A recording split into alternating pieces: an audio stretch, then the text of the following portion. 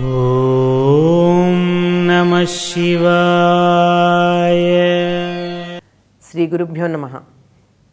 శ్రీ మహాగణాధిపతయే నమః. ఎంత పెద్ద విగ్రహాలున్నా, ఎన్ని ఛాయాచిత్రాలున్నా, ఏదైనా ఒక ప్రత్యేకమైన వ్రతం కానీ పూజ కానీ చేస్తున్నామంటే పసుపు వినాయకుడిని చేస్తాం.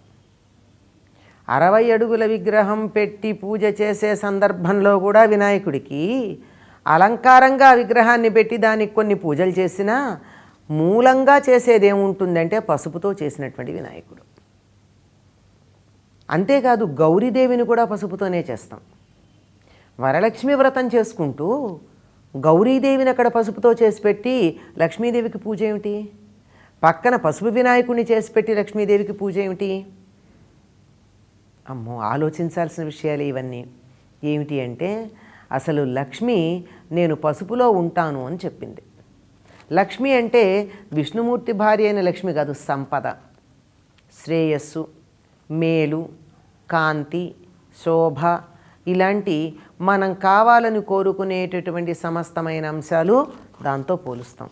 అది లక్ష్మి తాను పసుపులో ఉంటానంది కనుక లక్ష్మీదేవి పూజ చేసేటప్పుడు కూడా ఒక ఆకృతిగా అక్కడ పెడతాం. నిజానికి మనం చేసేటటువంటి దేవతలకి పూజలు ఒక ఆకారాన్ని కల్పించుకొని చేస్తున్నాం, కానీ ఆ దేవతామూర్తులు ఆకారం ఉన్నటువంటి వాళ్ళ మన సౌలభ్యం కోసం వాళ్ళకి ఆకారాలు కల్పన చేసుకున్నాం. ఇలా ఉంటే బాగుంటుంది, వాళ్ళ లక్షణాలు, వాళ్ళ తత్వం ఏదైతే ఉందో ఆ తత్వం తెలియడం కోసం ఏదో హస్తా నక్షత్రం ఉన్నటువంటి సందర్భంలో ఆవిర్భవించాడని చెప్పడానికి ఆయన హస్తిముఖుడు అని ఏనుగు ముఖం పెట్టుకున్నాం. అలా ఒక్కొక్క దానికి ఒక్కొక్క లక్షణం పెట్టుకోవడం జరిగింది. ఆ లక్షణాన్ని సంకేతించేటటువంటి ఆకారాన్ని మనం కల్పన చేసుకున్నాం. కానీ గణపతి అనేటటువంటిది ఒక తత్వం. ఆ తత్వం నే పూజ చేయడానికి ఇలా ఆకృతిని ఇలా లక్షణాలతో ఉండే ఆకారాన్ని పెట్టుకున్నా అసలు తత్వం అండి, ఆ తత్వం ఏ ఆకారం లేదు అని చెప్పి, ఏ ఆకారం లేదంటే నేను పూజించడానికి ఎట్లా వీలవుతుంది కనుక ఏదో ఒక ముద్ద అక్కడ పెట్టా, పసుపు ముద్ద. మరి అది పసుపు ముద్దే ఎందుకైంది అంటే పసుపు సర్వశుభప్రదమైనటువంటిది. అది ఇతరమైనటువంటి వేటిని దగ్గరకు రానియదు.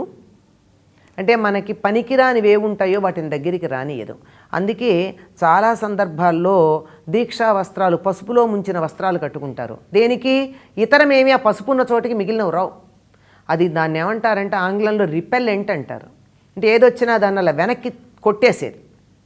అంటే ఏదైతే మనకి ప్రతికూల భావనలు ఉన్నాయో వాటన్నిటినీ దూరంగా తరిమి మనం ఏం కావాలనుకున్నాం అది మాత్రమే అక్కడ ఉండేటటువంటి లక్షణం, ఉంచేటటువంటి లక్షణం పసుపుకుంది గనక గణపతిని మనం పసుపుతో చేసుకుంటాం. మన ఇంట్లో మరకత గణపతి ఉండొచ్చు, పగడంతో చేసిన గణపతి ఉండొచ్చు, లేదా ఇంత పెద్ద గణపతి ఉండొచ్చు, లేదా 60 అడుగుల గణపతి ఉండొచ్చు. కానీ పూజ చేసేది పసుపుతో చేసింది. దీనికి సంబంధించింది ఏం చెప్తారంటే హరిద్రా గణపతి చాలా తొందరగా ఫలితాన్ని ఇస్తాడని. గణపతికి ఉన్నటువంటి రూపాలు చాలా చెప్తారు. 18 చెప్పేది ఉంది, 36 చెప్పేటటువంటి, 32 చెప్పేవి గణపతి రూపాలు, ఇలా రకరకాలు. ఇన్ని రూపాలలోనూ ఆయనకున్న వాటిని ఏదో శ్వేతార్క గణపతి ఇలా చెప్పుకొచ్చేటటువంటి వాటిల్లో హరిద్రా గణపతి అనే ఒక రూపం ఉంది.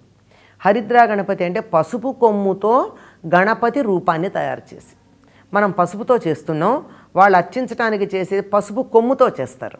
మనం ఎప్పటికప్పుడు పసుపు కొమ్ముతో చేయలేం కనుక పసుపు ముద్దతో పసుపుని తడిపి ఒక ముద్దగా చేసి ఈయనే గణపతి అని చెప్పి ఆయన్ని పూజించేటటువంటి పద్ధతి ఉంది.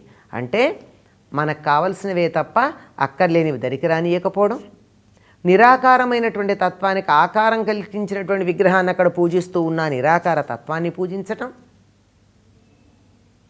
సర్వ శుభప్రదమైనటువంటి పసుపుతో తయారు చేశాం గనక పసుపు వల్ల క్షేమం, లాభం మొదలైనవి కలగడం, ఇలా అనేకమైనటువంటి భావనలని ఒక్కచోట జోడింపజేసి ఏ పని చేసినా ముందు పసుపు గణపతిని అక్కడ పెట్టి, హరిద్రా గణపతిని పెట్టి పూజించి ఆ తర్వాత చేస్తాం. ఎంత విశేషం అంటే ఇక్కడ గణపతి నవరాత్రుల్లో వినాయక చవితి సందర్భంగా వినాయకుడిని పూజిస్తూ కూడా వినాయక వ్రతకల్పం ప్రారంభించే ముందు ఏం చెప్తాం? ఆదౌ నిర్విఘ్న పరిసమాప్త్యర్థం మహాగణాధిపతి పూజాంకరిష్యే అని చెప్తాం. అంటే అసలు గణపతి పూజ తర్వాత చేస్తున్నాం, వ్రతం తర్వాత చేస్తున్నాం, గణేష్ చతుర్థి వ్రతం. దానికన్నా ముందు మహాగణాధిపతిని ఆ వ్రతం కూడా నిర్విఘ్నంగా కలగాలని చెప్పి పసుపుతో చేసినటువంటి వినాయకుడిని పూజిస్తున్నాం.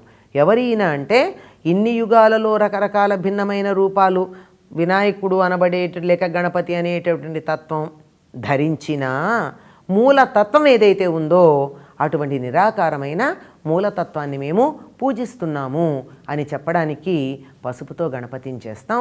ఇది చాలా ప్రధానం. ఇందులో ఒక లౌకికమైనటువంటి రహస్యం కూడా ఉంది. పూజ చేయడానికి పెద్ద పెద్ద విగ్రహాలే అక్కర్లేదు, ధనం ఉండి వాటిని కొనాల్సిన పరిస్థితి లేదు.